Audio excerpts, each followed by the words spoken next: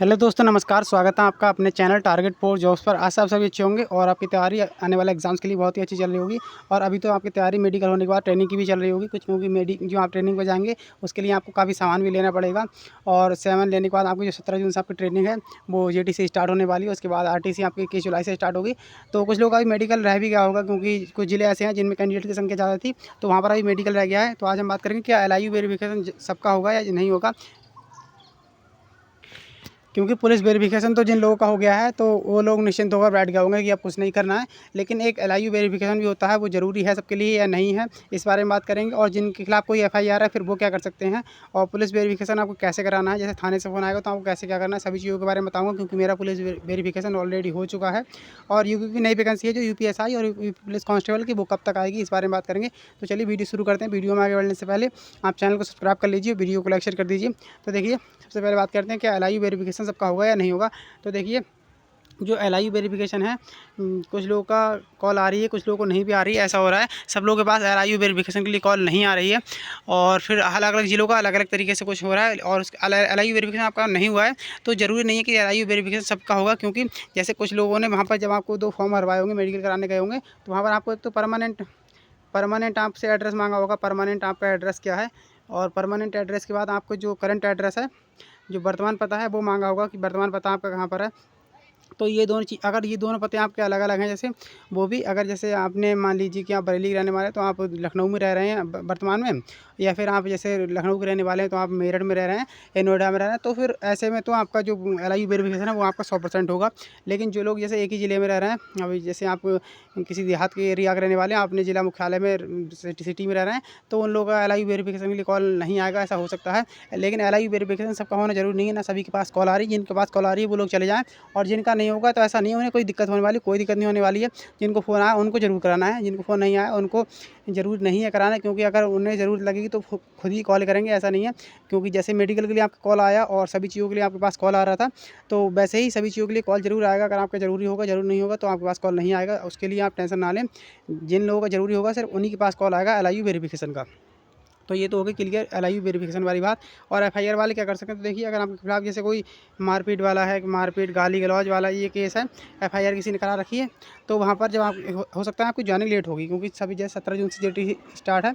तो जिन लोगों के खिलाफ कोई केस है तो उन लोगों की ज्वाइनिंग है वो लेट हो सकती है। क्योंकि जो आपकी फ़ाइल जाएगी, जो जब आपके जो ज्वाइनिंग लेटर बटेंगे तो उस टाइम आपकी जो फ़ाइल है, आपको ज्वाइनिंग लेटर उस टाइम तो नहीं मिलेंगी। जो आपकी फ़ाइल है वो DM के पास भेज जाएगी, और DM से क्लियरेंस मांगा जाएगा कि इस मतलब इस केस इनके खिलाफ ये धारा लगी हुई है, ऐसा केस है, तो इनके लिए मतलब ज्वाइनिंग देना है या नहीं देना है। तो ये सारा जो विवेक होता है DM के विवेक के ऊपर होता है कि वो ज्वाइनिंग देगा या नहीं देगा, या फिर रिजेक्ट कर देगा, जो भी होगा।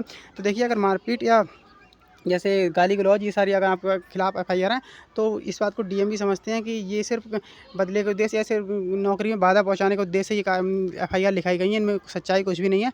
तो ऐसे में जो DM होते हैं, ज़िले के जिलाधिकारी होते हैं, तो वो इस ऐसी जो FIR होती हैं उन्हें रद्द कर देते हैं और आपको ज्वाइनिंग मिल जाती है।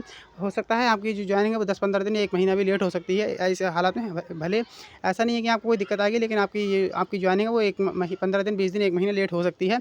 और छोटी मोटी FIR तो फिर वो DM उनको खुद ही रद्द कर देते हैं। लेकिन आपके खिलाफ कोई जैसे पॉक्सो एक्ट का या फिर कोई हत्या के प्रयास या कोई भी अन्य मुकदमा है, तो आपके लिए फिर दिक्कत आने वाली है। हालांकि ये सुप्रीम कोर्ट की साफ गाइडलाइन है कि जब तक किसी के खिलाफ दोष सिद्ध नहीं हो जाता तो आप उसको नौकरी के अधिकार से वंचित नहीं कर सकते। दोष सिद्धि ज़रूरी है नौकरी के अधिकार से वंचित करने के लिए।